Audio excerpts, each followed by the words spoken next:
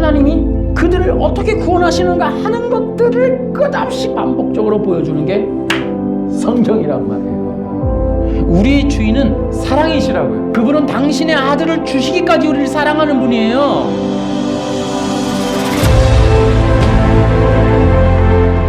지금 우리가 구원에 대해서 나누고 있습니다.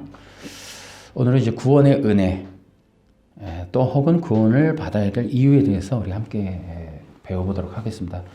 우리 교회는 현재 같이 프린트로 해서 공과식으로 배우고 있으니까요. 그걸 중심으로 여러분이 한번 보시면 좋겠어요. 지난번서부터 이제 우리가 지난주서부터는 구원의 본질에 대한 그 내용을 좀 보고 있는데요. 이것을 보는 이유는 사람들이 이제 기독교인과 비기독교인, 구원받은 것과 안 받은 것, 교회에 다니는 것과 안 다니는 것의 차이가 없는 줄로 알아요. 그러니까 이렇게 구원받은 것과 구원 못 받은 것의 차이가 어마어마하게 큼에도 불구하고 기독교인들이 뭐 좀 이렇게 교회 다니고 안 다니고를 너무 중요시 여기지 않는, 소홀히 여기는 것들이 너무 많기 때문에 이 구원이라는 게 얼마나 소중하고 중요한데 그런 것들을 모를까, 이런 마음에 제가 이런 부분을 좀 같이 나누고 있습니다. 그러니까 거기에 서론에 나온 것처럼 구원이 중요하지 않은 것처럼 사는 것만큼 어리석거나 큰 재앙이 없어요. 진짜 그거는 어리석은 거예요. 그러니까 근데 이 문제는 기독교인이라고 교회 다니는 사람들에게도 심각해요. 그러니까 우리는 어떻게 된다? 교회 다니는 사람들일수록 구원의 의미, 효력, 그리고 구원의 은혜가 무엇인지를 알고 풍성하게 이런 누리고, 또 그 구원의 능력, 그 안에 포함되어 있는 구원의 능력을 회복하는 것, 이런 것들을 중요하게 여기자, 이런 거죠. 자, 우리 또 제1장. 인간의 죄에 대해서 먼저 살펴보면, 선악과 사건에 나타난 인간의 죄가 뭔가, 이 부분인데요. 세 가지로 제가 크게 카테고리를 나눠보면 이렇습니다. 선악과는 뭐냐 하면, 그러니까 창세기 2장 17절의 역할은 창세전 구속 언약, 창세전 구원 언약의 계시다. 또 하나, 하나님 나라의 절대적 율법의 계시다. 또 선악과 사건은요, 구속 언약에 의해서 어떻게 한다고요? 하나님의 아들에 대한 히브리서 1장에 나오듯이 기름 부음 받고 보내주신 하나님의 아들, 그분에 대한 계시란 말이에요. 그래서 서신서에 보면 1장 1절 이런 부분에 보면 계속해서 그리스도에 대한 그 내용들이 나오죠. 그래서 그리스도가 어떤 분인지 그런 부분들이 그와 똑같아요. 성경의 이 기록 방식도. 그래서 항상 첫 번째 하나님과 하나님의 아들, 그리고 자신의 사명에 대해서 이 언약적, 종주권 언약적 형식으로 편지들을 쓴다는 거. 그래서 이 세 가지를 잊지 말자. 이거는 여러분 꼭 기억하셔야 돼요. 선악과는 열매를 더 먹을래 안 먹을래 뭐 이런 얘기 아닙니다, 여러분. 그 정도가 아니에요. 뭐 생명나무를 먹었으면, 뭐 선악과를 안 먹었으면 이런 얘기 아니에요. 그래서 생명나무를 먹었어야 된다 이런 얘기하면 여러분들은 그냥 저 사람은 아무것도 모르는구나 이렇게 얘기하시면 돼요. 생각하시면 돼요. 다시요. 선악과 언약은 뭐다? 창세전 구원 언약이 최초로 이 땅에 이 땅이 만들어지기 이전에 삼위일체 하나님의 구속에 관련된 언약이 최초로 이 땅에 계시된 말씀이 창세기 2장 17절. 그것이 또한 율법으로 계시됐다. 율법으로. 그래서 어떻게 했다고요? 창세기 2장 17절이 계시되면서 아담의 죄가 드러나 버리죠. 그래서 율법의 용도로서의 역할을 해요. 그러나 그렇게 율법의 용도의 역할을 하면서도 그 창세기 2장 17절이 엄청난 거는 뭐예요? 하나님처럼 의로움에 대한 계시를 하고 있다. 굉장히 충격적인 그런 내용을 갖고 있어요. 율법이기 때문에 어떻게 한다고요? 죄를 드러내고 심판의 기능이 있어요. 심판. 정죄, 심판. 그래서 이제 쉽게 얘기하면 사람이 지옥 간다면 창세기 2장 17절의 심판에 의해서 지옥 가게 되는 겁니다, 여러분. 뚱딴지 같다고 하는 사람도 있을지 모르겠지만 연구해 보시면 나와요. 자, 세 번째, 하나님의 아들이신 그리스도에 대한 계시다. 이걸 꼭 여러분이 기억하세요. 그러니까 예수님 믿어야 구원받는다. 여러분 이거 한번 조사해 보시라니까요. 예수 믿고 구원받는 게 언제부터 시작됐는지를. 근데 문제는 뭐냐면 개혁신학을 하시는 분들은 또 이렇게 이제 두 눈 뜨실 수 있는데, 그러면 이제 묻는 거죠. 아담은 제외냐? 그러니까 개혁신학에서 말하는 구원은 아담이 별도거든요. 행위 언약 때문에. 그러니까 아담은 행위로, 그 이유는 은혜로. 자, 구원이 그러면 아담과 그 후손이 다르게 되는 것이 맞느냐 하는 문제. 그렇다면 아담도 우리와 똑같은 방식으로 그러니까 구원의 그 기준이 있었다면 아담도 들어야 될 건 복음이었다. 이런 얘기가 되는 거예요. 이제 그런 부분이 있습니다. 자, 여러분 여기까지는 계속 반복해서 이런 얘기 하니까 기억하시고. 두 번째. 그러면 선악과 언약의 그 선악과가 이제 율법이기도 한데요. 선악과 언약이라 그럴게요. 창세기 2장 17절 선악과 언약을 통하여 나타난 인간의 죄는 뭐냐? 뭐 한 세 가지로 볼 수 있어요. 그러니까 신처럼 되려는 욕심이 있었죠. 근데 그게 어땠다고요? 인간이 선악과를 먹기 이전에 있었다니까요. 그 부분, 그거를 드러내기 위해서 이제 선악과 언약이 이제 동원이 된 거죠. 그 다음에 신처럼 되려는 욕심이 있었고, 인간의 원죄가, 그 다음에 뭐요? 하나님께 대적한 거예요, 여러분. 그거 굉장히 이거 심각한 겁니다. 하나님의 뜻을 거절하고 하나님에게 반항을 한 거예요. 반항을. 그건 뭐 어차피 사탄이가 이렇게 이제 유혹한 거지만. 세 번째는 뭐 있어요? 결국은 하나님의 말씀에 대한 불순종을 했단 말이에요. 이 세 가지로 우리가 크게 나눠볼 수 있어요, 카테고리를. 그러니까 신이 되려고 하는 그 욕심. 또 하나의 그 마음속에 뭐가 있었다고요? 그냥 하나님은 존중하되 나는 뭐 그냥 내가 하고 싶은 거 하고 싶어서, 이게 아니라 하나님을 제거하는 겁니다. 왜냐면 나도 신처럼 된다는 게 뭐예요? 하나님 없는 세상에 자기가 신이 되려고 하는 거예요. 그래서 하나님을 쳐버리는 겁니다, 여러분. 왜 이제 김일성이나 일본의 천황이 태양신이라 그럽니까? 그러고 나니까 하는 거 뭐예요? 구약을 없애버리죠. 그러니까 기독교를 박멸해요. 그래서 다 그런 나라들이 이제 기독교가 없죠. 왜? 기독교가 있거나 하나님이 있거나 성경이 있으면 자기가 태양신인 게 가짜로 드러나잖아요. 그렇기 때문에 진짜를 다 없애버린단 말이에요. 그래서 하나님을 대적하는 게 그런 이유예요. 그래서 뭐라고 그래요? 무신론. 하나님이 없으니까 막 살아. 계속해서 하나님이 없다는 거예요. 하나님이 없다. 그게 뭐예요? 인간이 자기가 신이 돼서 혼자서 이게 니체 신학의 결과가, 니체도 도킨스가 나오는 게, 결국은 신을 제거하고 나면 신 없는, 네가 신이잖아. 네가 신. 각자가 다 신이요. 이렇게 이제 거짓말을 하는 거죠. 자, 두 번째.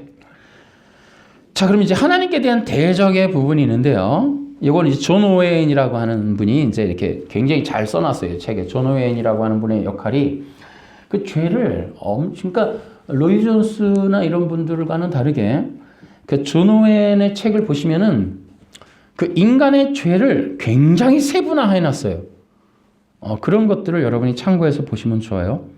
그래서 근데 이제 특히 이제 이분이 이제 존 오웬이 쓴 책에 보면은 하나님께 대한 대적, 그 다음에 적의, 그 다음에 반항, 이런 말들을 이제 쓴단 말이에요. 이걸 이제 김남준 목사님이 이제 이어받아 갖고 이제 엄청나게 얘기를 했죠. 그 다음에 이제 하나님께, 그래서 이게 뭐예요? 자식이 아버지를, 자신이 아니라 자식이 아버지를, 신하가 왕을, 피조물이 창조주를, 육이 영을 대적하고 이기고 비기고 이제 이렇게 하려고 하는 거예요. 그래서 어떡하라고? 스스로의 힘과 능력으로 영생하겠다. 요게 이제 반역이에요, 반역. 영모죠, 영모. 반란을 일으키는 거예요. 이 반란을 일으키는 요 내용을 가지고 이제 마르크스가 이제 혁명 이론을 만들어내는 게 유물론이란 말이에요, 유물론. 그렇기 때문에 제가 얘기하는 게 앞으로도 진짜 신학교는 마르크시즘을 안 가리키면 가짜 신학교예요. 그러니까 창세기의 이 내용 여러분 좀 보셔야 돼요. 지금 우리가 하고 있는 거는 일반적으로 하지 않아요. 왜냐하면 지금 보세요. 개혁주의가 해야 되잖아요. 개혁주의가 행위언약으로 해놨죠. 웨스트민스터 신앙고백서로 행위언약 걸어놨죠. 그러니까 인간은 뭐 어떻게 제가 책 보여드렸지만 인간의 마음에 도덕법을 새겼고 도덕법을 어긴 게 죄다. 자, 그래 놓으니까 지금 우리가 하고 있는 게 전혀 없단 말이에요. 이게. 존 오웬조차도 해놓은 거를 지금 말 안 한다니까요. 개혁신학이. 웃기는다고 이게 다 충돌이 나요. 그러니까 존 오웬조회는 하는데 존 오웬 책을 보면 다 나와 있는 거를 개혁신학은 행위언약으로 딱 하고 개인이 책을 사서 보는 건 괜찮은데 존 오웬을 신학적으로는 인정 안 해. 신학교가. 아니 웃기는 얘기죠 이게 지금. 그래놓고 이게 행위언약 말도 안 되는 행위언약 해갖고 도덕법 하나님이 도덕법을 새겨줬으니 그 도덕법을 지키라는 걸 안 지켰고 야 이런 얘기를 하는 거예요. 이게 답답합니다 진짜. 그런 게 이제 능동순종으로 넘어가는 거죠. 근데 이제 이게 이제 반란. 근데 이거를 가지고 여러분 지구가 뒤집힌다고요. 사탄은 그거 이용해갖고 마르크시즘을 만들었다고. 혁명, 뒤집는 혁명 이론. 인간이 신이 없는 인간이 세상은 물질밖에 없다. 정신, 형이상학, 육체, 영 이런 건 없다.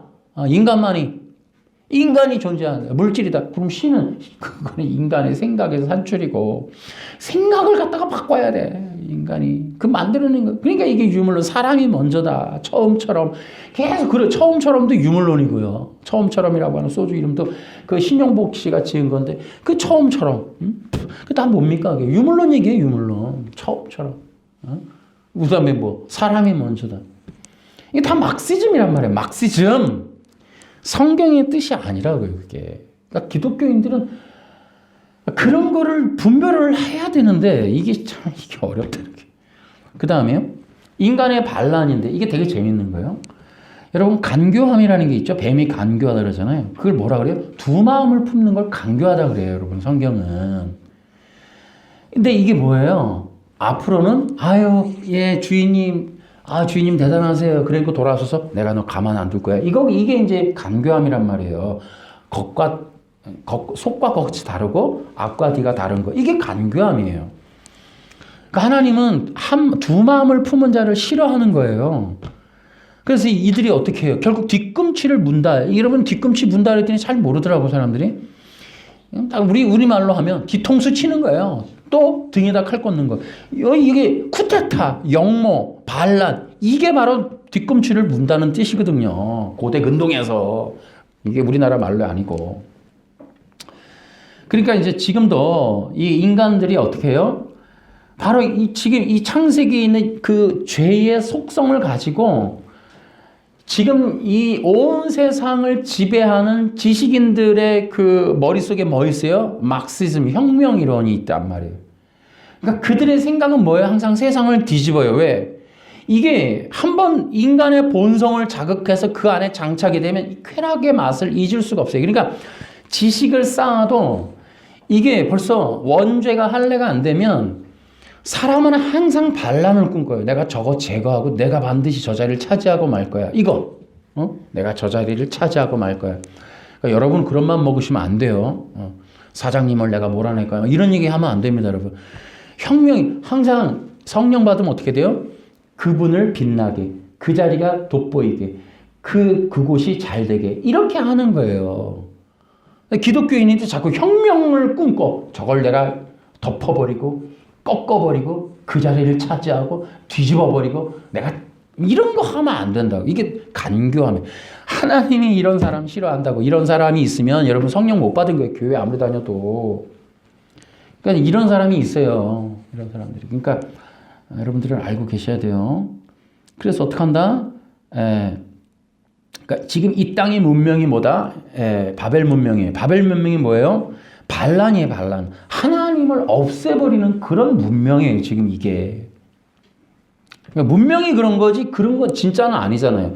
그 문명을 그렇게 만들어서 어떻게 한다? 하나님이 계신 걸 못 보게 하고, 하나님과 인간이 떨어지게 만드는 일을 문명이 거짓말로 만드는 거지, 진짜는 아니죠. 그러니까 기독교인들이 어때요? 저건 거짓이야 하고 알아라고 해야 되는데, 누가 하나요, 그걸. 그 다음에 이제 재단의 이제 훼손. 있어요. 세 번째. 선악과 언약에 나타나는 건 제단이었거든요. 그게. 아담은 왕 같은 제사장이었다. 그런데 이제 인간을 제단으로부터 떼내고 하나님께 올라가야 될 제단을 부셔버리는, 이제 그 통로를 다 막아버리는 그 일이 선악과 언약에서 일어났었다. 그것이 굉장히 중요합니다. 네 번째, 이제 원죄를 통해서 이제 어떤 영향이 끼쳐졌나? 이제 보세요. 신처럼 되려고 하는 거, 하나님께 대적하는 거, 말씀에 대한 불순종, 이런 것들이 어떻게 됐다?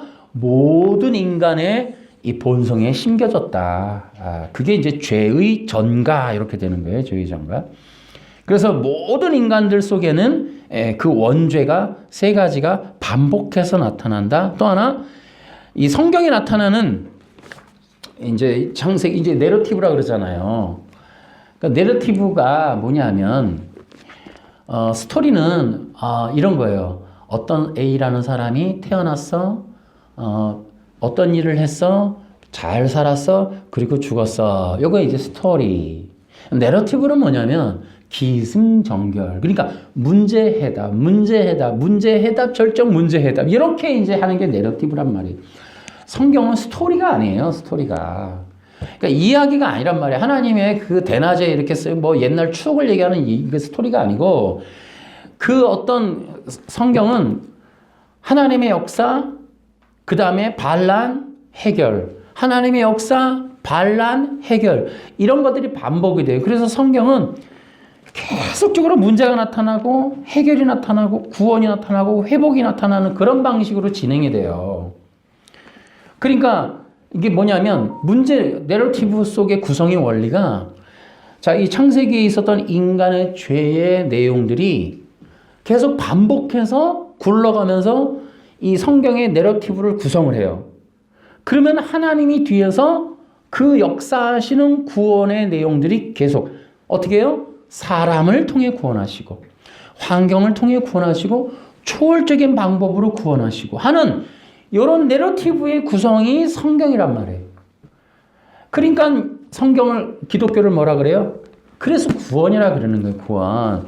그러니까 하나님의 역사는 뭐다? 1차적 구원, 이스라엘의 구원. 두 번째는 그 환경적인 구원.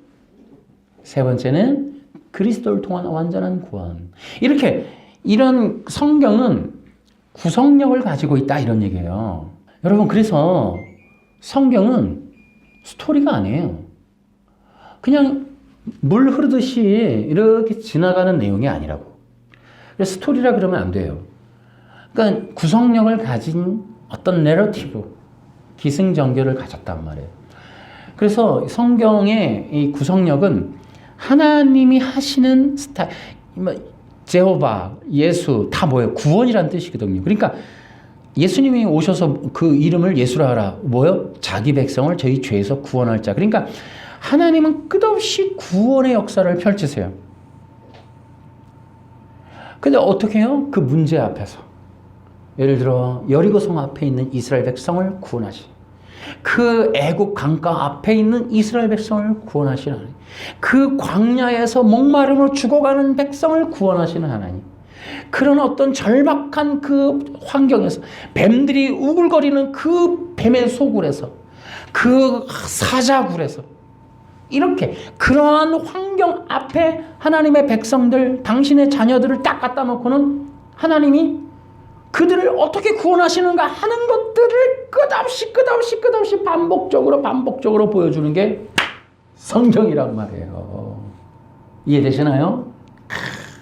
그러니까 이 성경을 읽으면 누구나 기본적으로 하나님이 그런 분이고, 하나님의 구원, 하나님의 능력, 하나님의 인도하심, 하나님이 초월적인 당신의 자녀를 향한 사랑, 이런 것들을 알 수 있게끔 구성해 놓은 거예요.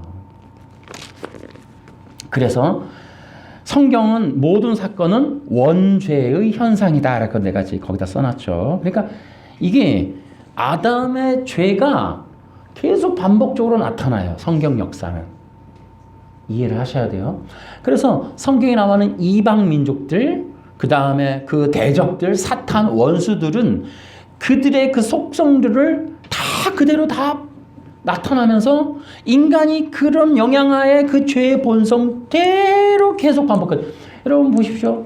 성경 역사는 구약은 어때요? 계속 이스라엘을 공격하고 하나님을 대적하고 하는 그런 또 하나님을 떠나가고 예배 재단을 회파하고 부흥은 예배 재단을 회복하고 성전이 없어지고 다시 성전 구축하고 성막이 사라지고 성전을 또 다윗의 장막 세우고 끊임없이 그런 게 반복이 되는 거예요. 이 재단 수축, 인간이 하나님을 대적하는 방법, 지금 이 얘기가 끝없이 반복이 되는 거예요.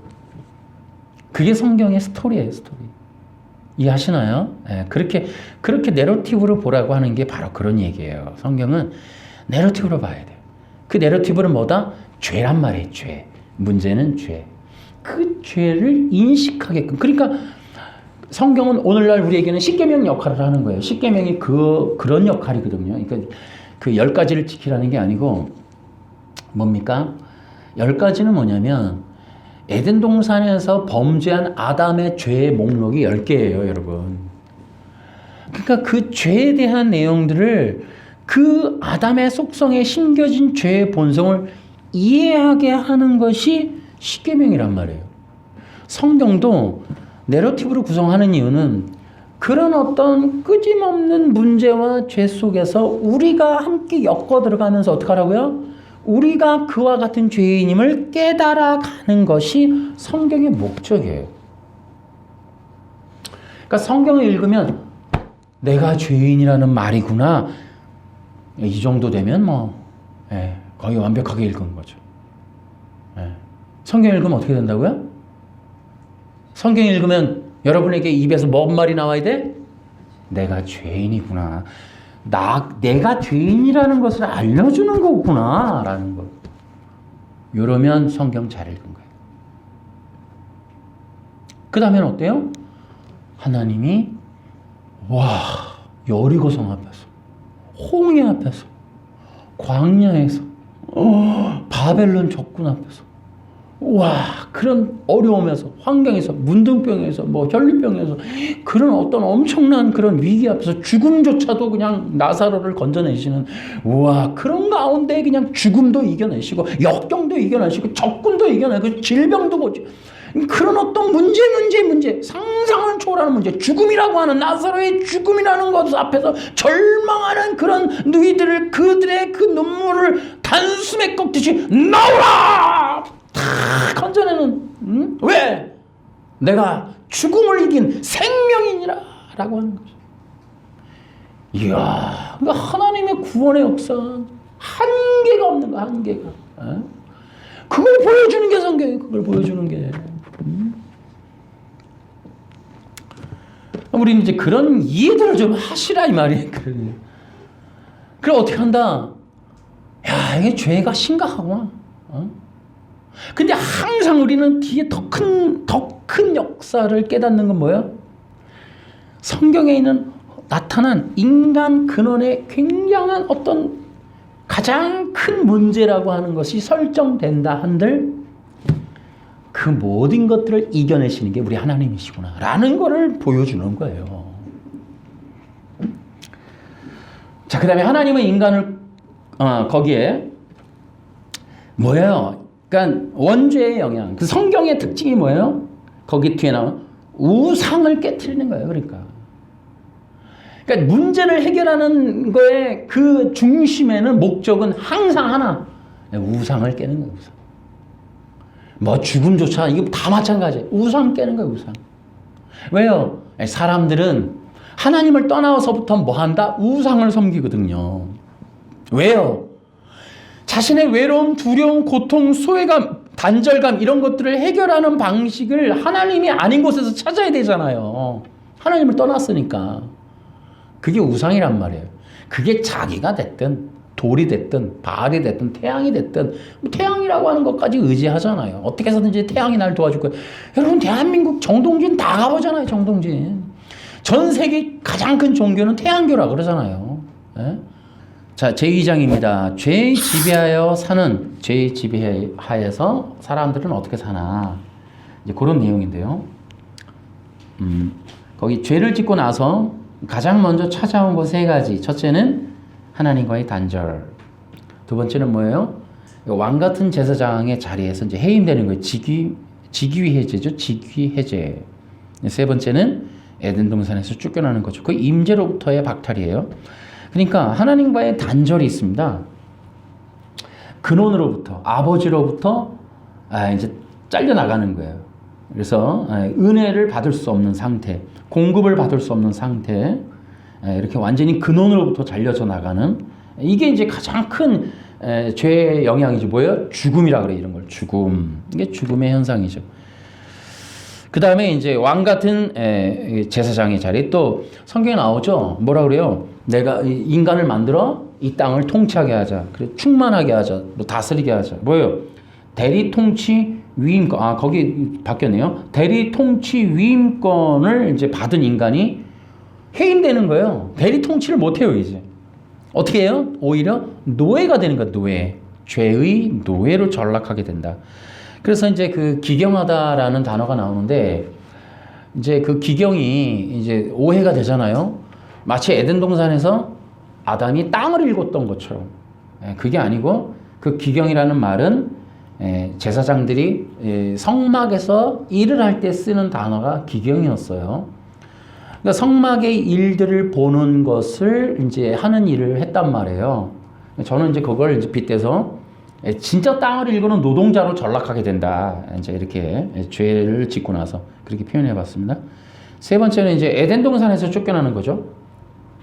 이제 하나님의 임재의 처소로부터 떨어져 나가는 거예요. 그래서 하나님이 보호가 없는 어떻게 세상이라고 표현했는데 이걸 뭐라고 불러요? 보통 광야로 쫓겨나는 거예요. 광야로. 광야는 쉽게 우리말로 하면 좀비가 나오는 좀비 세상이죠. 좀비 세상.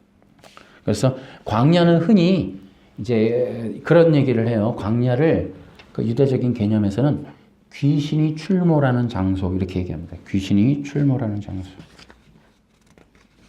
또 영적으로는 또 그렇게 얘기하죠. 하나님이 없는 곳 이런 것들을 또 광야라 부른다 이렇게도 하기도 하죠. 그래서 우리가 이제 하나님의 임재가 없는 사람들의 삶을 광야에서 산다고 표현하고 그게 뭐예요? 하나님의 임재가 사라지는 거예요. 그러니까 어떻게 해요? 우리 인생에 귀신이 출몰하는 거예요. 귀신이 역사하는 거예요. 귀신만 역사하면 좀 좋겠어요. 지금 뭐 이렇게 얘기 들어보면 사람이 더 무서워, 사람이. 밤길에 사람이 무서워. 귀신이 무서운 게 아니고. 네. 세상에 지금 인간이 다 뭐 좀비처럼 이렇게 두려운 존재가 되어가고 있는 게 아닌가. 그게 다 죄의 결과인 거죠. 그 다음에 이제 죄에서 떨어지고는 하나님에게 떨어지고 죄 가운데 살게 된 인간들 안에 나타나는 증상. 이게 첫째는 영적 어둠이다. 뭐요? 진리에 대해서, 하나님에 대해서, 영생이나 구원에 대해서 모르는 거예요. 알지 못하는 거다. 그러니까 어떻게 한다? 이 사람들은 쇠뇌당하거나 우상 숭배에 빠지는. 그러니까 어떻게 돼요? 사탄을 섬기는 일이 기본인 거예요. 그러니까 자신과 세상에 대해서 무지하게 되니까, 그렇죠? 무엇이 옳은지, 무엇이 그른지. 기독교인들도 마찬가지죠. 포스트 모더니즘이 뭔지. 지금 이 시대에 흘러가는 실제 이성 배후, 가짜 임금이 바로 사탄, 포스트 모더니즘, 네오막시즘, 문화막시즘, 동성애 아무리 얘기해도 기독교인들이 이게 모르겠어요. 우리가 구독자가 얼마 안 돼서 그렇지만은 어쨌든 기독교인들이 이런 걸 귀뚱으로 들어. 안타까워요. 귀뚱으로 들으면 이제 우리는 좋은 게 영국이 망해가는 거 보면서 야 우리 한국 교회도 영국 교회처럼 대형 교회가 술집으로 팔린대. 그러니까 우리 앞서서 이루는 교회들이 본이 있단 말이에요. 우리가 당장 당하지 않고. 또 미국도 지금 동성애 합법화 때문에 어떻게 해요? 케이크 안 만들어줬다고 막 깜빵 가고 막 무섭잖아요. 거기 목사님 막 잘리고. 그러니까 우리가 네오막시즘, 문화막시즘, 포스트 모더니즘 이런 얘기를 해도 성도들이 귀뚱으로 들면 우리 그렇게 된다는 거거든요. 그러니까 경고를 하고 가르치고 예비하고 대비케 하려고 가르치는데 그게 전혀 듣질 않아. 참 안타까운 일이에요. 이거 목사님들도 잘 몰라. 그 로잔 대회, 지난번에 로잔 선교 대회 때 그 이제 온누리교회 이재훈 목사님이 그걸 하셨는데 그때도 그 로잔 대회, 제가 이제 그 로잔 대회 인천 송도에서 할 때 첫날, 그러니까 그 사람들이 사명 선언문을 나중에 발표한다 그랬는데 첫날 발표했어요. 근데 첫날 내가 네이버를 검색을 하는데 거기 뜨더라고요. 그 사명선언서, 첫날 나온 사명선언서에서는 동성애 합법화를 지지했다고. 근데 그 첫날 나온 걸 보고 기독교 세력이 막 퍼날른 거예요. 그리고 막 강력하게 항의를 했더니 나중에는 우리 그런 뜻 아니었다 하고 다 바꿔서 냈어요. 그러니까 노잔이 동성애랑 관련됐던 목사님들이 펄쩍 뛰어. 아유, 절대로 안 그렇다고, 뭐, 복음적이야. 그러니까 이게 참, 아니, 이게, 그러니까 이게 좀 문구 하나만 바꿔서 이게 딱 하면 사람들이, 야, 그럴 리가 있냐. 그러니까 아예 그럴 리가 없다고 단정하고 보니까 그런 거예요. 자료가 있었거든. 그러니까 이제 그런 부분도 영적으로 되게 어둡다. 이런 생각을 하지 않을 수가 없어요. 자, 두 번째. 인간들 속에 이 갈증이라고 하는, 우리가 그 요한복음 4장의 수가성 여인처럼 목마름과 배고픔이 실제적으로 나타나는 거예요. 뭐 어떤 걸 해도 안 되는 거예요. 왜냐하면 하나님의 공급을 받아서 채웠던 인간이 그 공급이 딱 사라지니까 이제는 그 배고픔과 목마름이라고 하는 게 이게 평생 끊어지지 않는 거예요. 그러니까 여러분, 돈을 얼마를 벌면 만족할 것 같으세요? 안 그래요, 여러분. 돈은 돈대로 여러분 다 가져봐요. 그래도 허전합니다, 여러분. 안 채워져요, 욕망이라는 거는. 그게 육이 아니거든, 결국은. 영적인 것으로 만족하지 않는 한 육이 어떤 걸로 채워줘도 여러분 안 돼. 여러분, 마약을 얼마나 먹으면 이제 쾌락이 뭐 정점에 도달할까요? 여러분, 죽어요, 인간. 돈이 얼마나 많으면 방탕해져요. 인간의 욕심을 여러분 보십시오. 그 징기스칸이 전 세계에서 가장 많은 땅을 차지했었는데 그 정복지에 갔다가 돌아오는 게 3년이에요. 얼마나 대단합니까? 갔다가 돌아오면 3년이야. 애가 낳고 갔는데 커 있고 갔다 오고 이게 그러다가 결국 길거리에서 죽었어요. 객사 있다고. 그러니까 이게 정복지가 너무 넓고 그럼 만족했느냐? 그렇지 않아요. 예. 여러분 땅 몇 평 그런 거 뭐 소외감 갖지 마세요. 그러니까 인간이라고 하는 건 이 배고픔. 결국 돈 벌려고 사는데, 돈의 그 어떤 쪼들림을 벗어나려고 애쓰면서 살고 노동하고 막 투잡, 쓰리잡, 포잡을 했는데 남는 거는 질병, 고통, 버림받음, 치매 이런 결국 엉겅퀴어 가시던 벌이라니까요. 인간 허망해요. 지금 먹을 만큼 살라고 하면 늙어서 갈 준비하셔야 돼. 허망해. 땅 한 평 살라고, 집 하나 살라고, 뭐, 내가 남들처럼 뭐, 번질나는 자동차 하나 살라고, 그 세상에 몇 가지 항목 놓고 그냥 평생 60, 70을 그냥 다 허비해도 남는 건 가시던 불, 질병, 뭐, 이런 거밖에 안 남는 거예요, 여러분. 세 번째, 방황. 영적 방황이에요. 쫓겨났단 말이에요. 목적지가 있고 안정된 어떤 그런 단락한 그런 데가 있었는데 쫓겨나 버렸어요. 갈 길을 모르고 에덴의 동쪽이라는 게 있죠. 나가버린 거예요. 갈 길을 모르고 목적지가 없고 사명도 없고 그 다음에 책임도 없어지고 그러니까 7, 80년 인생 방황하는 거예요. 방황. 그러니까 남는 건 치매, 자기도 잊어버리는, 내가 누군지도 모르게 되는, 결국 영혼이 육천사람한테 영혼이 먼저 죽어버리는 이런 일들이 생기게 되는 거죠. 거기에 도표로도 돼 있죠. 거기에 보면 어둠, 영적 진리, 하나님 나라를 알 수 없고, 배고픔 뭐예요? 노력, 땀, 고생, 스스로 인생을 책임져야 함, 엉겅퀴와 가시던 불. 방황이 뭐예요? 갈 길을 모르는 거예요. 목적을 상실한 거예요. 그러니까 내가 왜 사는지를 모르는 거예요. 여러분 왜 사세요? 이거 대답하셔야 돼요. 나중에 이거 다 배우고 나면 대답이 분명해야 돼요. 여러분 왜 사십니까? 하면 분명히 해야 돼요. 하루를 살더라도 나는 왜 산다 이게 있어야죠. 존재감도 상실해. 방황하니까 존재감도 상실해. 하나님의 자녀였다가 왕 같은 제사장이었다가 이제는 완전히 다 뺏긴 거예요. 버림받은 거예요. 부끄럽게 쫓겨난 거예요. 그 다음부터 인생이 자기의 존재감, 하나님의 자녀라고 하는 게 원래인데 뺏긴 거예요. 그러니까 어떻게 구원받으니까 영접하는 자에게는 자녀의 권세가 그거부터 나오잖아요. 성경에 1장 12절 그냥 요한복음 탁 시작하면 딱 나오잖아요. 그러니까 이 자녀라고 하는 그 자리를 또 탕자의 비유도 보십시오. 방황하는 거예요. 이야 엄청난 돈이야. 이 정도면 내가 말이지 뜻대로 살 거야. 아버지 말이지 그동안 내가 이 노역하느라고 힘들었어. 결국은 돼지 쥐염 결국은 인생의 그 끝에 엉겅퀴와 가시던 물만 남는 인생을 경험하는 거예요. 쥐염 열매조차 주는 사람이 없어. 돼지 열매조차 먹는데도 눈치 보고 먹는 돼지한테 쫓길까 봐 돼지조차 두려운 상황이 되는 거죠. 돼지한테 혼날까 봐 그거조차도 돼지한테 사정해갖고 먹는 그 정도의 인생의 처참한 지경. 그걸 보여주는 거예요. 성경이. 인생이라는 건 존재감이 상실해. 돼지랑 같이 밥 먹어. 그 엄청난 왕의 자녀가 돼지랑 같이 밥 먹는 이제 그런 존재가 된다. 이게 엄청난 성경은 다 나와 있어요. 여기에. 자, 3장.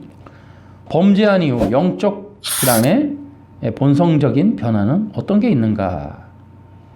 거기에 도표 있죠. 범죄한 이후 인간의 특성은 어떻게 바뀌게 되는가?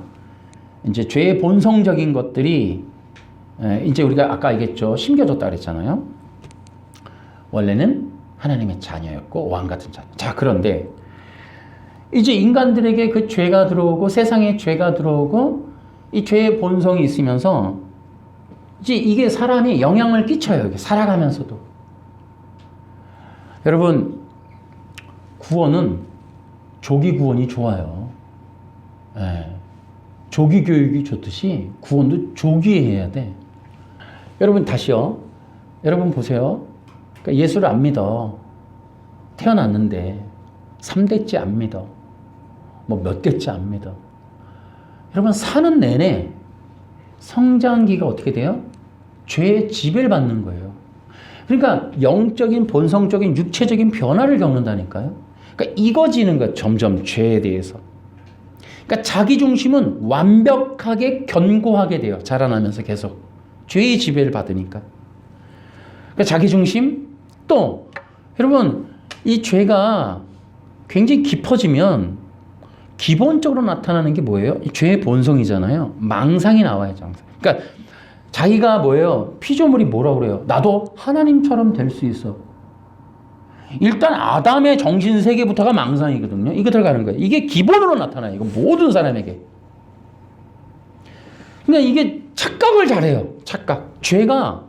그래서 여러분 5대째 예수 믿고 뭐 5대째 불신앙 집안이고 우리 할아버지까지 뭐 내가 뭐 무속인 집안이고 다 차이가 있습니다. 여러분.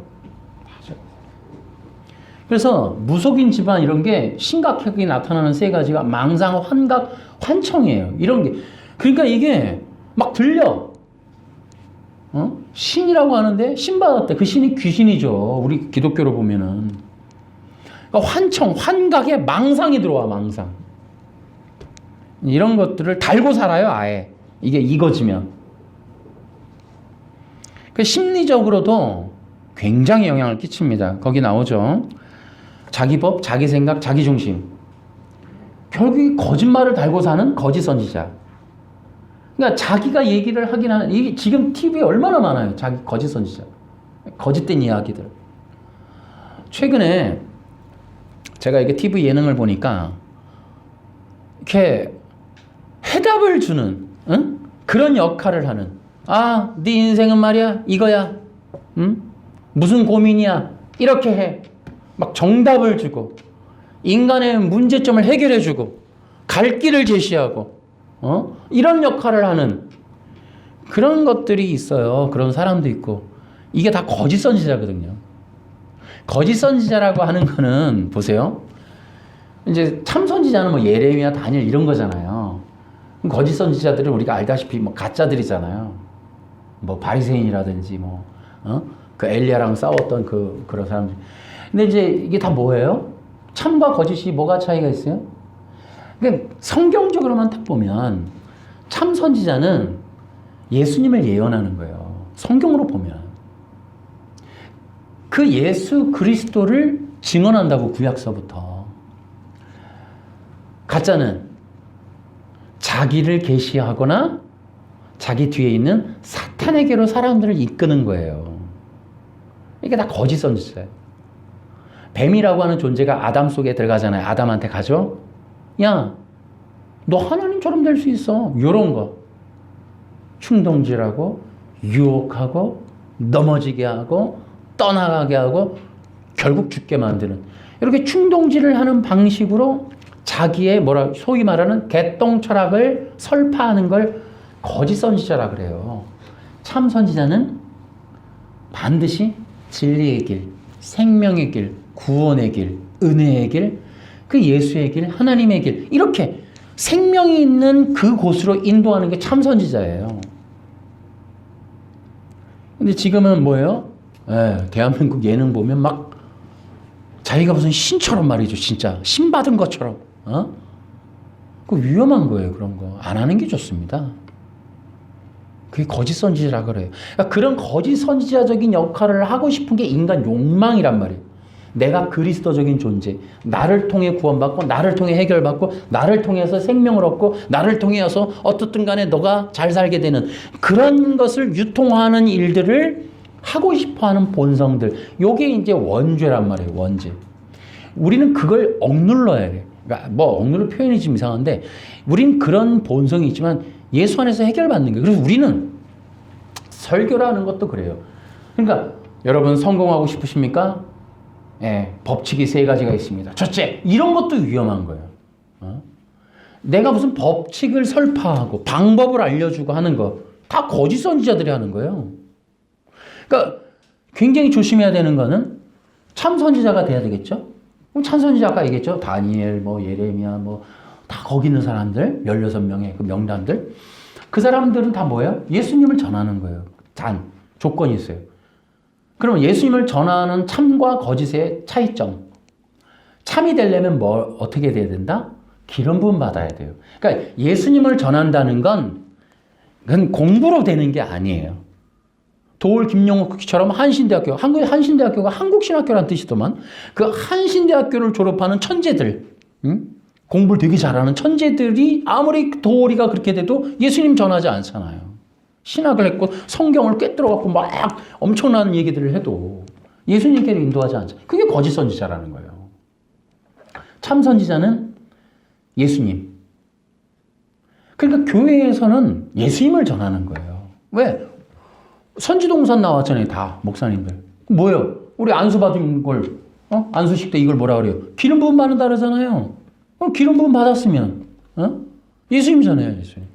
방법을 전하고 요령을 전하고 축복을 전하고 이러면 안 된다는 거죠. 그게 거짓 선지자들인 거예요. 그게 어떤 사람들의 방법을 전하면 안 되고 저들을 묶어 예수님을 만나게 하는 매개자, 예수님을 통하여 구원받고 예수님을 구원을 얻어서 은혜를 받게 하는 그런 역할을 우리가 참 선지자적인 역할을 하는 건데 이제 세상은 이제 그런 것들을 다 잊어버리는 거죠. 본성적인 변화도 있죠. 이제 이기적인 거예요. 자기중심이니까. 그 다음에 자존심. 내가 이제 왕이니까 자존심. 물욕이 있고, 권력욕, 왕이 되고 싶은 거죠. 자기가 인간이 왕이라는 교만함. 인간이 왕이 되고 싶은 지배욕. 인간이 왕이라는 우월감. 인간이 왕이니까 주어진 것에 대해서 아무것도, 근데 인간이 왕이긴 한데, 아무것도 주어진 게 없어서 끝없이 불만족. 영적, 정신적 불만족. 그러니까 어떤 것도 만족이 안 돼. 그러니까 뭐라 그래요? 성경은 항상 기뻐하라, 쉬지 말고 기뻐. 그러니까 이게 계속 항상 범사에 감사하라, 범사에 감사하라, 작은 것도 감사하라, 넘어짐도 감사하라, 어떤 상황에도 감사하라. 뭐예요? 불만족하지 말라는 거예요. 불만족은 죄의 증거예요. 죄가 많은 사람들일수록 꼭 광야에서 뭐라 그래요? 이스라엘 백성들 툭하면 불평, 불만, 또 하나 원망. 노래 하나 만들어봐. 이스라엘 죄의 노래. 불평, 불만, 원망. 또 은혜의 노래라는 게 있죠. 이건 뭐예요? 감사, 기쁨, 만족. 이런 거. 끝없이. 그러니까 사람들이 이 죄의 본성이, 그러니까 여러분 아까도 얘기했지만 어릴 때 예수 믿으면 어릴 때 성격이 고착화되기 이전에 뼈가 형성이 되는 것처럼 시기가 있는 것처럼 인격의 형성 시기에 성령의 지배를 받게 하느냐, 죄의 지배를 받게 하느냐라는 차이가 있는 거예요. 지금 이제 유치원 교사를 하는 그 선생님들, 사모님들 얘기를 들어보면 애들이 너무 힘들다는 거예요. 아직 어린데. 응? 여러분, 지금 현상이 어때요? 교회 안 나가는 시대잖아요. 기독교를 떠나가고, 구원을 떠나가고, 예배를 떠나가고, 대한민국에 그래도 25%, 지금은 뭐 20%, 뭐 지금은 몇 프로나 되겠어요. 애들 중에 교회 안 나가 보니까 태산인데. 자, 그렇게 되니까 어떻게 돼요? 어릴 때부터 성격이 성령의 만져주심. 그러니까 아이들이 기름 부음으로 어릴 때부터 한 방울 한 방울 차나가는 거예요. 그러니까 어떤 면에서 보면 지금도 여러분 시상식 보면 수상소감 하는 사람들 중에 하나님께 감사합니다는 사람 그래도 아직은 꽤 있더만요. 스포츠 할 때도 이렇게 하고 아직까지는 기독교 출신들이 이게 무슨 증거예요? 그래도 정서적으로 건강하고 끈기가 있고 인내가 있고 신뢰가 있고 충성심이 있는 그런 마음들은 대부분 이 기독교 자녀들에게서 많이 나오고 있다. 성실함도. 그러다 보니까 성공하는 확률이 높아. 그러니까 어릴 때부터 복음적인 영향 아래에서 성격과 성품을 다룬받는 거예요. 기름 부음이 역사를 하는 거예요. 고쳐주는 거예요. 그러니까 모난 부분을 인간이 안 해도 돼. 주님이 하시는 게 주님이. 만져주는 거예요. 그러니까 어릴 때부터 아이들이 하나님 감사합니다 하면서 그런 어떤 그 신에 대한 의식과 겸손함, 그 다음에 감사함, 이런 신뢰감, 공동체 의식, 이런 것들을 조기 복음, 조기 구원을 통해 이 조기 신앙적인 어떤 그 테두리 안에서 범주 안에서 아이들이 성격적으로 다룬받은 그런 가운데 성장하기 때문에 확실히 세상에서 빛이 나는 경우가 훨씬 많다. 지금도 소수래도. 교회에 다니는 아이들이 확률적으로는 뭐 80대 20 정도밖에 안 돼도 세상에서 자꾸 빛을 발하는 사람들은 그래도 그 20% 안에 속한 사람들인 경우가 많다. 그러니까 이런 부분이 있기 때문에 근데 지금 어때요 시대가? 이제는 교회를 어릴 때부터 안 보내. 큰일 나는 줄 알아 교회 가면은. 뭐 옛날에 어린아이 납치했다 뭐 했다 이러니까 그냥 막 교회 가면 막 선생님이나 목사님들이 애들 잡아먹는 줄 알아. 근데도 여러분 지금 시대적으로 어때요? 그 아까도 얘기했지만 그 사모님들이 그 유치원 교사인 경우가 많은데 우리 조카도 그랬고 굉장히 힘들다는 거예요. 아이들 다루는 게. 아이들이 옛날 같지 않은 거예요. 조금만 뭐 터치를 잘못하면 이 녹화된 거를 근거로 또 고발당할 수도 있고. 아니 얼마나 이게 싸납고 이게 예민한지 몰라요. 시대가. 자칫하면 고발당하거든. 그 아이들을 향한 사랑의 어떤 것들을 할 수가 없어.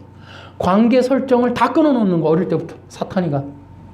그 부모들도 예민한 거예요.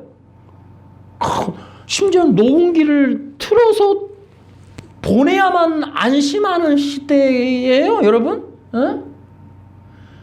애들이 선생으로부터 학대를 당할까봐 녹음기를 넣어서 보내야 되는 아니 왜 우리가 이렇게까지 불신적인 두려운 믿을 수 없는 관계에 대해서 신뢰할 수 없는 이런 분위기가 사회적으로 형성돼 가는 거예요. 형성돼가 이게 저주라는 거예요. 저주. 죽음의 그림자. 내가 이게 죽음.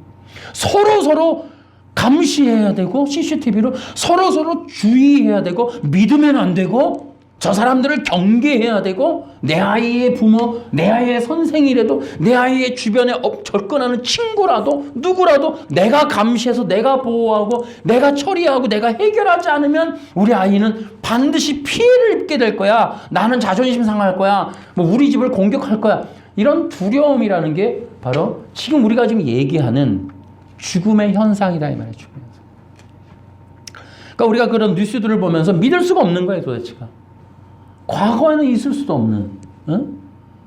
아니 아이의 그 피해가 두려워서 녹음기를 틀어서 주머니에 넣어서 가방에 넣어서 그 선생이 어떤 말을 하든지 다 녹음을 해서 들어야만 그래서 4시간, 5시간 교육을 다 듣고 아무 일 없었네. 이걸 매일 그렇게.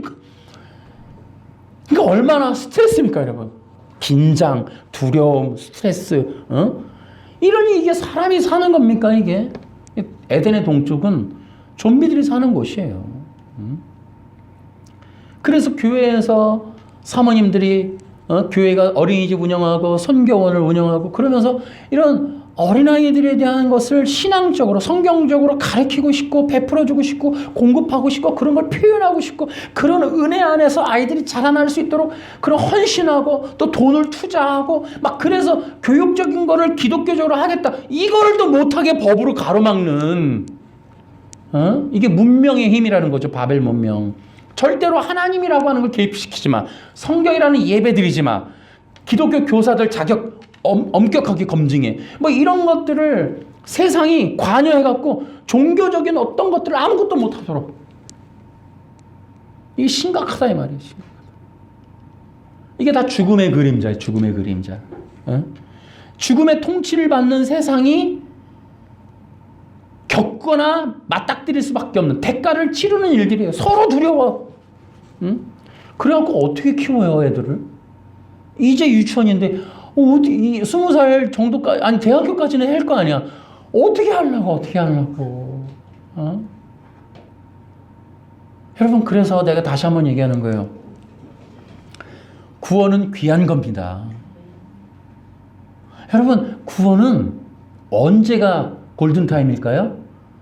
골든타임이 어디 있어요? 태어날 때부터 가능하면 아니 태어나기 이전부터 기도하면서 살아. 결혼하고서는 날마다 기도해. 하나님이 원하는 귀한 아이, 하나님을 예배하는 아이 주시옵소서. 하나님을 두려워하는 경외하는 아이 주시옵소서. 태어나면 잉태되면 또 기도하고 축복하고 좋은 성품 주세요. 죄의 본성이 할례되게 해주세요. 아담의 속성이 지배하지 않게 해주세요. 이기심, 자기중심, 이런 망상, 환각, 환청 이런 것들로부터 벗어나게 해주세요. 제발 다른 거 뭐 못 봐도 몰라도 못 들어도 되니까 철저하게 말씀을 신뢰하고 이해하고 보이지 않는 하나님에 대한 그 강력한 믿음을 가질 수 있는 견고한 마음, 두 마음이 아닌 하나의 마음만 품게 해주세요. 아이가 돌아서든 앞을 보든 동일하게 해주세요. 저 아이의 겉과 웃는 모습이 속에 있는 마음이 웃는 모습이 일치되게 해주세요. 절대로 두 마음은 안 되게 해주세요. 하나님이 기뻐하는 하나님이 마음 놓고 딱 잡고 내가 너 좀 쓰자 할 때 예썰 할 수 있는 마음 놓고 쓸 수 있는 사람이 될 수 있도록 다윗이 어떠했던가요? 얼굴이 붉고 내 사람은 외모를 보거니와 나는 중심을 보느니라 하고 택한 게 다윗이었어. 한나의 기도 때도 그렇잖아요. 심령이 통한 것뿐이니이다. 기도를 하는데 한나가 여잔데 화끈해. 스타일이 쿨해. 기도가 중언부언이 아니야. 아버지! 내 마음이 하나님과 통합니다. 내 마음을 드립니다. 엘가나인가 뭐 그 여자 있잖아요. 그 여자는 막 시기하고 막 공격하고 잠깐 아버지 차이가 확 나는 거예요. 육과 영의 차이가 확 나는 거예요. 그렇게 죄 가운데서 구원받지 못한 자들의 심리적이고 정신적인 상태는 어떠한가? 구원받지 못하는 건 단순한 문제가 아니에요. 엄청나게 많은 문제가 있는 거. 아까 얘기했듯이 여러분 은혜 안에 사는 아이들과 은혜 없는 사람들은 차이가 확 납니다. 여러분. 생각도 다르고요. 욕심도 다르고 바라는 것도 달라. 굉장히 그게 딱 보면 그래서 기름 부음이라고 하는 거는 우리가 뭐 이렇게 뭐 돗자리 깐다 이런 거는 아니더라도 여러분 기억하시나요? 우리도 예전에 어떤 그 기름 부음의 집회다 우리도 교회 다 갔었잖아요. 갔더니 그때 우리 예림이 안고 그 집회 하시던 분이 그러잖아요. 어머, 얘 기도하면서 키우셨나 봐요. 그게 기름 부으면 그 다 아는 거예요, 그게. 그러니까 저 아이의 성품 보십시오. 예, 귀하죠. 그러니까는 이게 그리스도 안에서 성장하는 아이들의 그 특징들이 좀 다르다 하는 거. 자, 거기 보십시오. 여기까지는 해야 돼요. 하나님과 단절되어 구원 없이 사는 자들의 심리적인 특징이 있습니다. 세 가지로 보면, 자, 영적인 상태는 어때요? 이제 단절 죽었잖아요. 영이 죽었잖아요. 귀신 들리는 거예요, 이제부터. 귀신이 왔다 갔다 하는 거예요. 네, 우울증, 분노가 있고, 막 이유도 알 수 없는 분노가 있고, 공포감이 있어요. 아까 얘기했죠. 세상과. 심지어는 내 아이의 선생님이 두려워. 아이고야. 어떻게 살아요, 이거? 문을 아무리 잠가도, 누가 들어올 것 같은 이 두려움, 공포. 또, 뭘 해도 만족이 없으니까 어때요? 허무해. 자꾸 뭘 해도 허무한 거야. 그러다 보니까 어때요? 무기력에 빠지는 거예요. 뭘 해야 될지 모르겠고. 인생의 열매라는 걸 거둬본 적이 없으니까 이거 하면 뭐해? 아무것도 없는데. 그러니까 인생에 거두는 열매가 없으면 무기력해져요, 사람이. 공부를 하면 성적이 좀 오르면 아이들이 힘을 내잖아요. 이번 달에 내가 되게 열심히 했어. 근데 월마다 모의고사를 본다 치면. 근데 계속 떨어진다든지 정체돼 있으면 사기가 떨어지잖아요. 조금이라도 오르면, 야, 그래, 좀만 더 해볼까? 이런 희망이 생기잖아요. 이 무기력이 있고. 또 어때요? 생각이라는 게, 이게 묶여져요. 그러니까 이런 지금 앞에 있는 것들이 반복이 되면 심리적으로 여기서 못 벗어난다는 거예요. 못 벗어나. 여기에 이제 묶이는 거예요. 자, 심리 상태는 어때요? 늘 마음이 불안해. 이게 이제 그 아담의 상태예요. 아담의 상태. 아담이 불안한 거예요. 하나님으로부터 멀어지고, 에덴 동산에서 쫓겨나고, 초조한 거예요. 어떻게 될지 모르는 거예요. 두려웠고, 외롭고, 이 자존감 상실은 심각하죠. 그 다음에 열등감, 공허감. 우리 조금씩은 다 있어요. 왜냐면 아담의 속성을 다 갖고 있기 때문에. 그러나 우리는 이제 이런 것들을 이기는 이제 그런 이제 성령의 능력이 우리에게 있기 때문에 이제 이런 거를 우리가 알고 점령할 수가 있는 거예요. 그 다음에 관계적인 게 어때요? 이게 이제 심각한 거예요. 여러분 이제 그 요즘에 예능 프로 보십시오. 그러니까 성령의 기름 부음이 없는 상태들, 그런 세상, 죽음 하에 있는 사람들의 이 세상적인 거 보십시오. 인간 중독이에요. 그러니까 이게 이혼하는 프로그램도 이게 뭐가 문제예요, 여러분? 아니, 이게 나왔는데 원수지간으로 계속 노려보고 말이죠. 헤어지지도 못하면서 이게 막 묶인 거야, 이게. 묶여서 그래, 묶여서. 그러니까 서로 죽이는 거야, 서로. 그러니까 이게 인간 중독입니다, 중독. 그랬다 보니까 또 어때요? 아가씨들은, 또 아가씨나 이런 애들은 이게 사람을 의존하는 게 너무 쉬워. 그러니까 쉽게 빠지는 거야. 뭐 좀만 잘해주면 폭 빠져버리는. 요게 이제 이게 예를 들어 성장기 부모님과의 관계가 안 좋으면 이런 경우가 있고, 이제 부모님이 이제 일찍 돌아가셔도 그렇게 인간 중독에 좀 빠져요, 쉽게. 대부분 결손 가정에서 자라나면, 결손 가정은 부모님이 계셔도 결손일 수 있습니다. 요즘에는 시대적으로 관계가 단절이기 때문에 부모님이 있어도 사랑이라, 그러니까 그런 고아 같은 심정으로 사는 사람들이 너무 많아요. 그러다 보니까 이제 이 관계성이 다 단절된 삶에서 살면 특징이 일찍 결혼해. 보면, 왜냐하면 사람을 필요로 하는, 혼자 견디기 힘드니까 사람 쉽게 이게 이제 하는 경향이 많습니다, 여러분. 그러니까 우리는 기억하셔야 돼요. 사회적으로 그런 일이 있다는 걸 자꾸 종용해서는 안 돼요. 그런 것들이 이런 우리가 분석적인 것으로 보면은 죄의 영향이기 때문에 치료를 해줘야지 종용해서는 안 돼요. 뭐 제가 이런 얘기가 좀 그렇지만은 우리끼리지만 고등언빠 같은 거 TV가 종용하는 것처럼 느껴지는데 그 죄의 결과기 때문에 그 그 사람들은요 정신치료 받아야 돼. 고등학교 때 결혼해서 애 낳는 거는 심리치료 받으러 가야 됩니다, 여러분. 그거 막 좋게 보면 안 된다고, 그거. 병원 가야 돼, 병원. 내가 너무 안타까운 게 그런 거예요. 그거 부모님이 개입하든 누가 개입해서 걔네들 병원 보내야 되는 거예요. 어쨌든. 그래서 여러분, 충분히. 그러니까 기독교 복음이 좋은 게 뭐예요? 복음이라는 건 하나님을 인식하게 되면서 하나님과의 관계가 회복이 돼요. 하나님과의 관계가 회복되면서 어떻게 돼요? 이 타인과의 관계도 회복이 되는 거예요. 사람은요, 관계적 존재입니다. 자기가 혼자 자기를 사랑하는 이걸로 여러분 인간은 온전치 못해요. 타인과의 감정적 교류라는 게 있어야 되는 거예요. 그걸 하나님에게서부터 받는 사랑으로 다른 사람과 사랑을 주고받는 연인을 넘어서서 다른 사람을 돌보고 격려하고 위로하고 안쓰러워할 줄 알고 그들을 보듬어 줄 줄 알고 이런 거 다 사랑이거든요.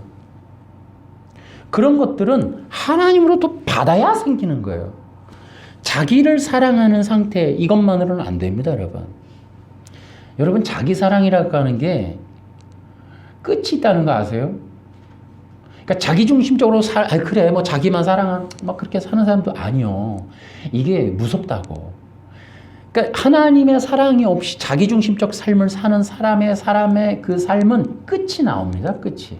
그거 나중에 또 해드릴게요. 그래서 이 구원받지 못하는 게 얼마나 심각한 문제인지.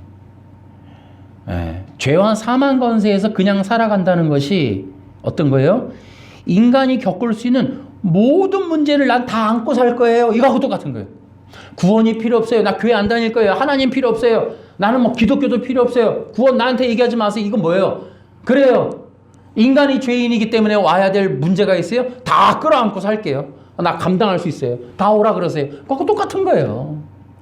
죽음의 현상이 있다고요? 내가 감당할게요. 이제 한국 사람들이 좀 세니까 아마 그럴 수도 있을 것 같은데 이게 얼마나 무서운 일인지를 모르는 거예요. 이게 살면서 겪는 모든 문제를 다 겪는다고 생각해 보십시오. 구원이라는 것은 뭐예요? 나의 인생에 하나님이 주인 되어주는 거예요. 이게 뭡니까? 내가 우리 집에 애완동물이 하나가 있는데 진짜 이 애완동물들은 주인이 손길을 안 타면 이거 죽어요. 이거 밥도 줘야 되고 적당하게 털도 벗겨줘야 되고 발톱도 깎아줘야 되고 얘네들이 할 수 있는 게 없어요. 여러분 인간도 하나님이 주인이 되어주시지 않으면 못 사는 겁니다. 여러분 구원이 그런 거예요. 여러분 주인이 계세요? 여러분에게 주인이 계십니까? 아멘. 근데 그분이 하필이면 사랑과 은혜의 왕국의 왕이세요. 우리의 주인은 사랑이시라고요. 신뢰하셔도 된다고요. 그분은 당신의 아들을 주시기까지 우리를 사랑하는 분이에요. 다시 말해 뭐예요? 로마서 5장에도 그런 얘기죠. 그 아들을 주시기까지 사랑한 그 하나님이 모든 것을 다 주신 하나님의 사랑이. 그 구원이라는 건 뭐냐면 사랑의 왕께서 오시는 거예요. 내가 너에게 준 사랑을 주고 싶어 하는 하나님을 받아들이는 게 구원이에요. 사랑의 하나님을 나의 왕으로 모시는 건 그 사랑의 풍성함을 맛보게 되는 거예요. 여러분 생각해 보십시오. 내 인생에 문제가 많을 수 있으나 그 문제를 나의 주인이 보호하시고 도우신다는 것과 다 오세요. 다 갖고 오라 그러세요. 내가 다 문제를 끌어안고 살게요. 여러분 이거 같을 수가 없는 거예요. 이 대한민국에 지금 문제가 그런 겁니다.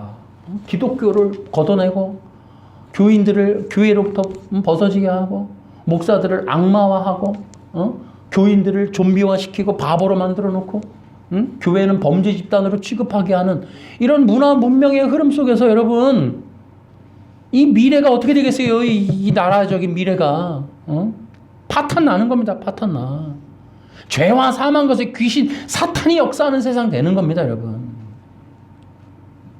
구원은 내 인생에 하나님이 주인 되어주시고 나를 돌봐 주시고 이 험한 바다와 같은 세상을 혼자 살게 하지 않으시는 그런 놀라운 그 하나님의 사랑의 그런 날들이 우리에게 부어지는 게 바로 구원이라는 거예요.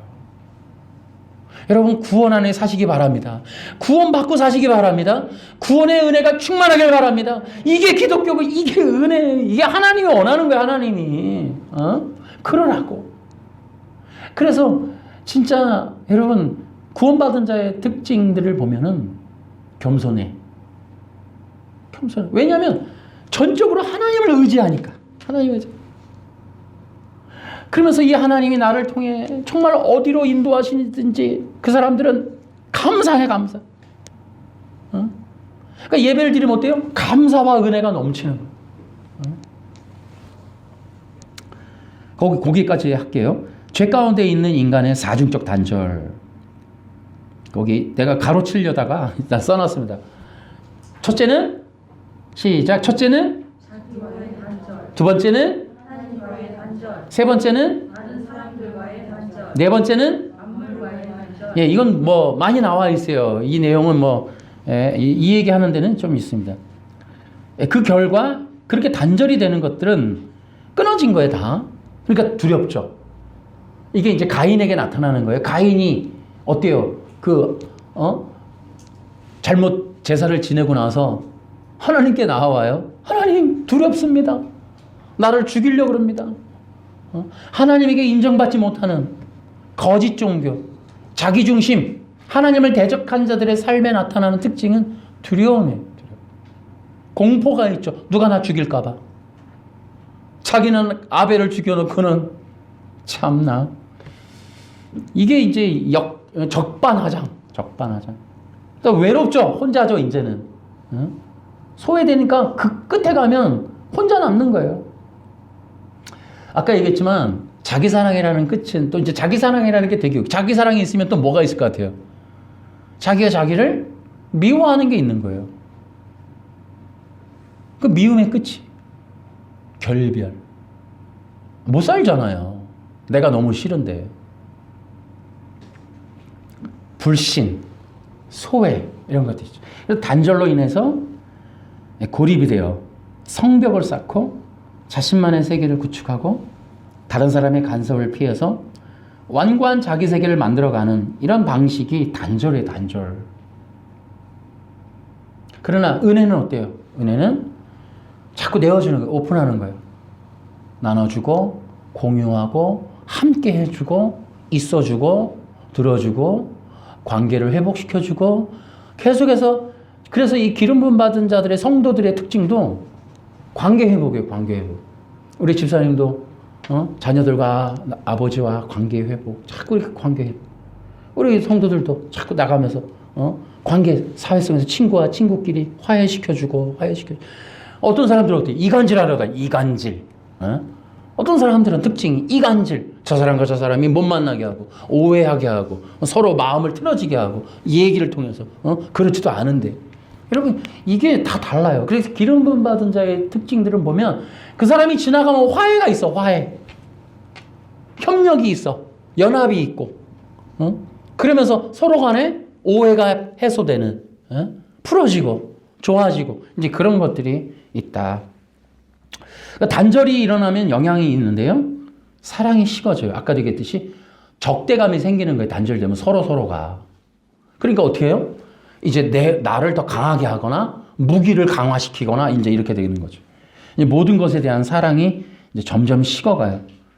거기 나오죠. 심지어 자기를 사랑하는 것도 식어요. 이제 자기 중심이었다가 단절이 계속 이루어지면 결국 자기와의 단절도 일어나요. 그렇기 때문에 자기가 또 싫어지는 거예요. 자기와 결별하게 되는. 뒤에는 얘기하지 않겠어요. 이제 그런 일들이 계속 벌어지는 거예요. 해결 방법은 구원밖에 없다. 아멘. 여러분, 그러니 구원이 얼마나 소중해요. 구원이 얼마나 놀라운 거예요. 근데 이제 우리가 이제 뭐 다음에 하겠지만 구원은 어떻게 얻는다? 하나님의 은혜로 얻는다. 시작. 구원은 하나님의 은혜로 얻는다. 아멘. 이걸 기억하시라고. 구원이 얼마나 소중한지. 여러분들과 나는 구원을 소중하게 여기자고요. 소홀히 여기면 안 돼요. 구원을 중요하게 여기고 구원의 가치를 알고 구원을 누리고 구원의 능력을 발휘하고 구원을 통해 주시려고 하는 하나님의 사랑을 풍성히 누리는, 제가 볼 때는 이번 기회에 또 이번 주에도 우리 성도들이 그런 은혜가 있을 것 같아요. 하나님이 부어주시는 그 은혜가 여러분들과 여러분 가정에, 가족들의 구성원에, 여러분이 관계된 모든 공동체에 그 은혜가 부어지길 소망합니다. 그 구원을 통해서 하나님이 여러분을 유통시키려고 하는 사랑의 그 공급이 여러분을 통해 일어나고, 그 하나님의 말할 수 없는 은혜가 여러분을 통해, 그런 은혜가 많이 부어지길 바라요. 저는 우리의 이 예배, 또 예배를 통해, 우리 교회를 통해, 또 이 메시지를 통해 정말 이 사회, 하나님을 떠나가고 하나님을 믿지 않는 자들이 많아지는 이 시대, 정말 죽음의 그림자가 드리워지는 이 시대에 정말 구원의 이 은혜와 생명의 은혜가 넘쳐날 수 있는, 그것이 흘러갈 수 있게 되기를 정말 기도합니다. 그런 간절한 마음이 있습니다. 여러분, 우리 그렇게 되길 바랍니다. 그래서 여러분들, 우리 하나님의 은혜를 통하여 충만하게 구원의 이 생명을 누리는 귀한 성도들, 가정, 교회, 여러분 구성원들 공동체 되기를 주 예수님의 이름으로 축원합니다. 박수로 하나님께 영광. 자, 우리 기도합시다. 하나님 아버지, 구원이 이토록 중요하고 소중하고 가치가 있는 건데 구원을 소홀히 여기는 그런 기독교인들이 너무 많고, 그러니까 예배를 드린다고 하는 것의 소중함을 모르다 보니까 이 예배를 통해 부어지는 그 은혜, 그 사랑, 그 기름 부음을 받지 못하는 그런 형식적 기독교인들도 많고, 그러다 보니까 이 구원의 은혜를 실제적으로 누리는 진정한 기독교인들이 그렇게 많지 않아지는 그런 시대로 들어갑니다. 구원의 은혜는 또 예배를 통해 부어지고, 예배를 통해 부어지는 그 은혜는 또 예배로 인도하고, 예배로 인도함으로 아담이 버렸던 이 예배자의 자리로 우리를 이끌어주는, 또 예배를 통해 하나님과 함께하게 되는, 계속 선순환적인 역사가 이 구약 성경에도 계속 그렇게 이어지는데, 하나님의 사람들마다 제단 중심적 사람이었고, 또 제단 중심적에서 부어지는 기름 부음이 또 그들의 인생을 해결하고, 또 그들도 또한 그 은혜로 다시 한 번 더 새로운 신선한 제단을 쌓고, 그러면서 하나님과 함께 이 땅을 살아가며 하나님의 생명을 풍성히 누리고, 그러면서 저 영원한 나라를 위한 준비 단장, 예비하는 그런 시간들, 그런 삶을 살아가는 이런 방식이 성경이기 때문에 이 구원이라고 하는 것들을 정말 중요하게 여기며 믿고 누리게 되는 그런 자들이 많아지게 되기를 간절히 기도합니다. 우리 하나님 도와주시고, 우리 교회가, 특히 우리 교회 성도님들이, 우리 성도님들의 가족이 그 가정 안에서, 또 그 가족들이 다니는 공동체와 그들이 다니는 어떤 사람들과의 관계 속에서도 이 은혜와 사랑이, 구원의 능력이 풀어지고 또 부어지고 늘어나고 또 강성하게 또 넓어지는 그런 은혜가 이번 한 주간 풍성하게 부어지게 되기를 우리 주 예수님의 이름으로 간절히